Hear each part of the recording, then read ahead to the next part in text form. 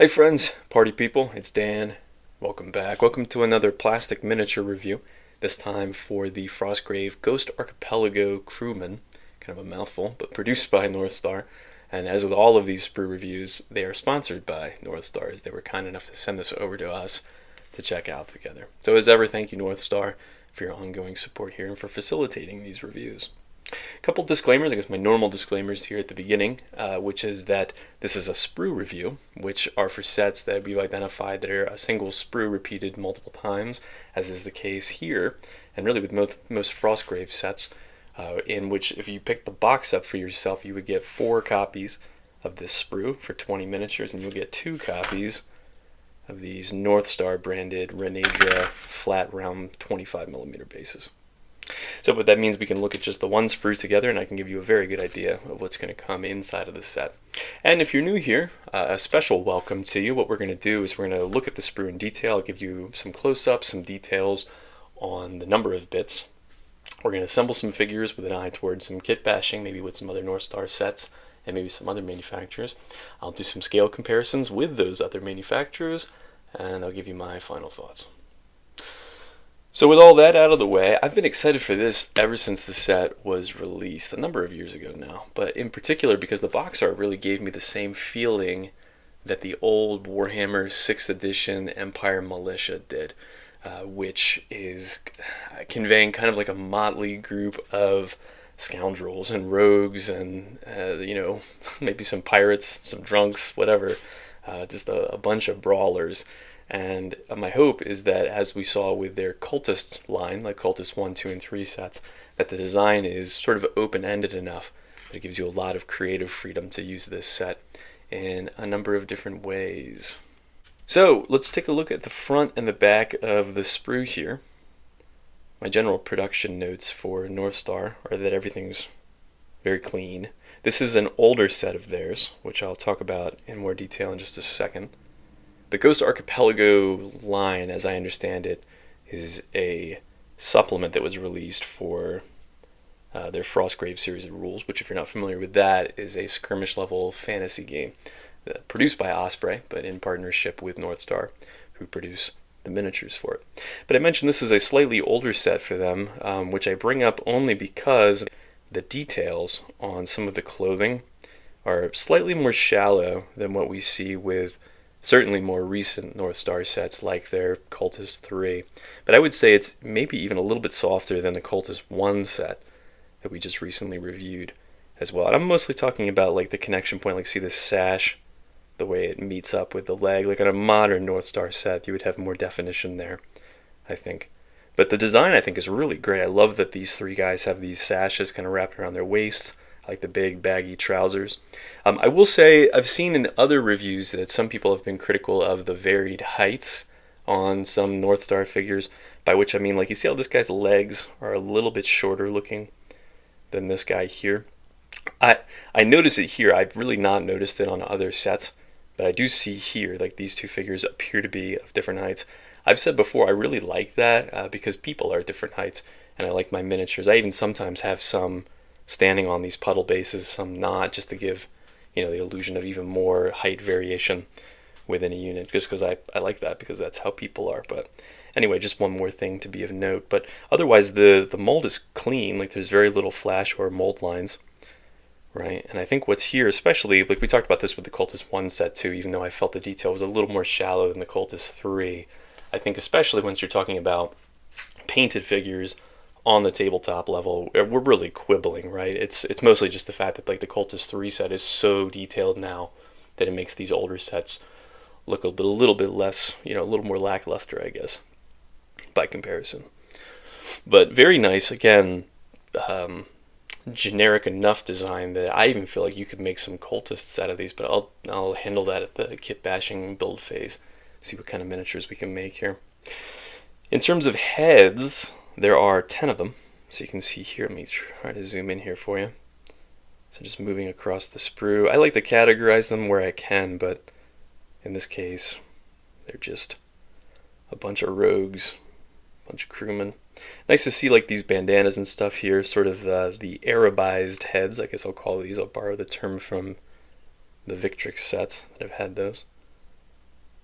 A couple of just bareheaded dudes with beards. Looks like that guy's got earrings in too. So they're piratey enough. I guess maybe I would have liked like a couple of like more quintessential pirate hats. There are some caps that you certainly would have seen pirates wear, again, some bandanas.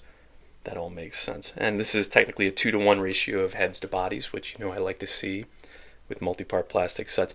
I guess too, I mentioned the it's funny, there are really a lot of parallels between this and the Cultist 1 set, which makes sense given its age, but the size of the sprue is also smaller than what you see on modern North Star sets like their Cultist 3, because I'm making a lot of comparisons to that one too.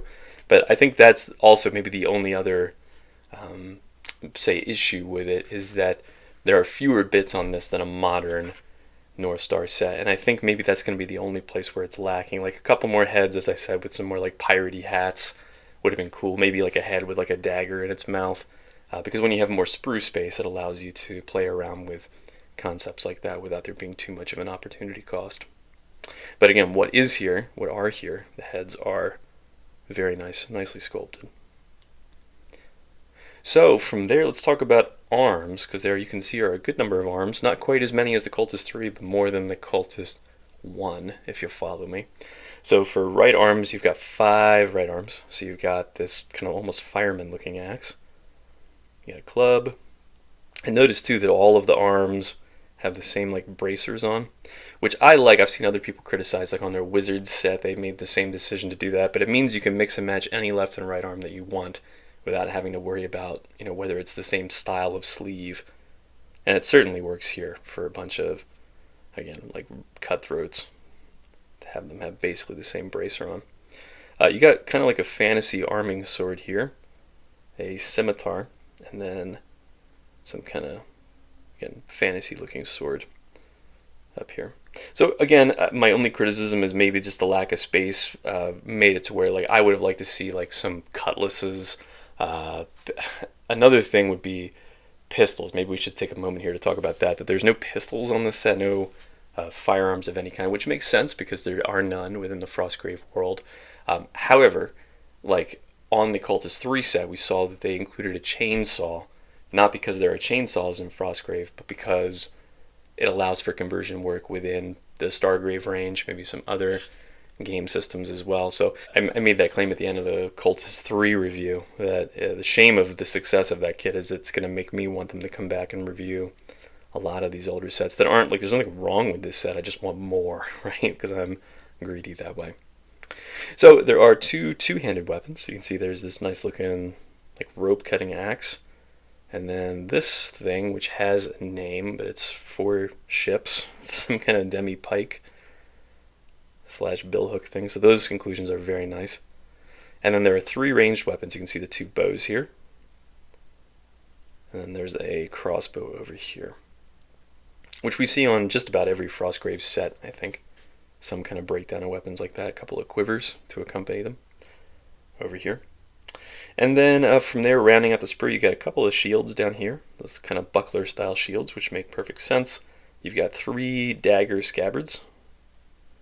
Oh, you actually have 2 left-handed weapons here and here. So you're going to have to take like some of these left arms and cut the hands off, but that's not a big deal, especially since you're just cutting at the bracer.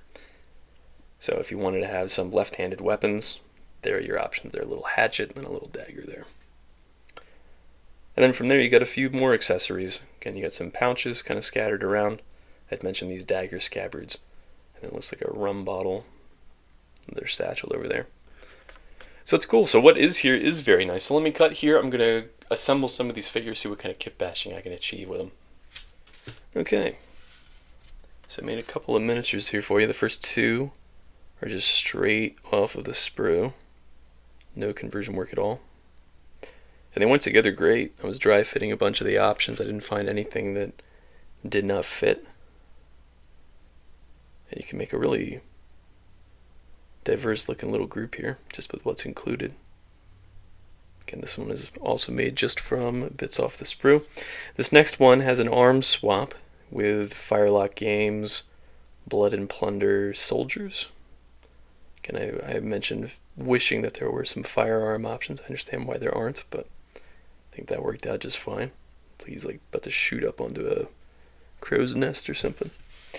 And then I started branching out from there. So this is a body from the Ghost Archipelago crew, using bits, arms, and a head from the Frostgrave crew, I guess fittingly. And I thought this worked out pretty well also. Great for some Frostgrave conversions or some Necromunda. Speaking of Necromunda, this is another Frostgrave conversion. So the arms and the head are both from the Ghost Archipelago crew. The body is an automaton, which we reviewed early this year, I think. That looked pretty cool, I thought. Here's conversions. This is with the Cultist 3 bits. So the body is the Frostgrave crew. I mentioned that I thought you could make some cool looking cultists out of these, especially these sash bodies. This with a different paint job. It's a cultist. So the arms and the head are from the Cultist 3 set. No, excuse me, the arms are from the Cultist 3, the head is from the Cultist 1. And then here's the opposites. This is a body from Cultist 1, the arms and the head are from the crew. So it's a very versatile set. I think what's there works with just about anything you want it to work with. It's another beauty of Northstar sets is they all kit bash so brilliantly. Let me cut here. I want to show you some scale comparisons with other manufacturers. Okay, so we've got some various manufacturers that are the white miniatures with the names of either a range or a manufacturer listed on the base, whereas the bare plastic ones are the bodies anyway from this Ghost Archipelago crew set.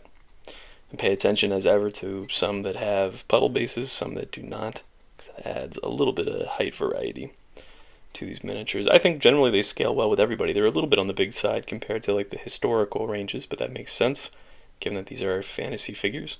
And yeah, you can see here like the Fireforge Forgotten Realms fantasy line, and then the Warhammer 7th edition figure there on the left. I think that they would work with either of those ranges very nicely. So what's the final verdict? I like it. It's good. What's here is very nice. Again, it provides a solid chassis for whatever it is you want to do with them. It's kind of almost identical, I think, to what I said with the Cultist 1 set. And maybe that will become like a common refrain of some of these oldest Frostgrave sets, is that like I like what's here. And again, putting aside any quibbles over, level of detail, which is nuanced anyway, and it's certainly not going to matter once you have a painted model on the battlefield. You're not going to be able to tell a difference at all. Yeah, the only issue I have is that I want more. Like, I like what's here. I like the heads. I like the weapon options. I just want more of them, like we see with the Cultist 3 set versus the Cultist 1 set, for example. Like, I think the Cultist 3 had 21 heads per sprue compared to, say, this one, which has 10 heads per sprue. And that's where you really start to see some cool options start to crop up. We could see the same thing with weapons. Again, some cutlasses, some more daggers. Maybe, again, the inclusion of a couple of pistols would have been pretty cool. So who knows? I do hope eventually they come around to doing a Crew 2 and maybe even a Crew 3 set for us. But we'll see what the future holds. Certainly if they do, I'll be here to review it for you. But appreciate Northstar in the meantime for sending this to us to check out together. And I'm very excited to dig into some more of these sprues for you guys. Appreciate you all for dropping by for this one in the meantime. And until next time, happy gaming.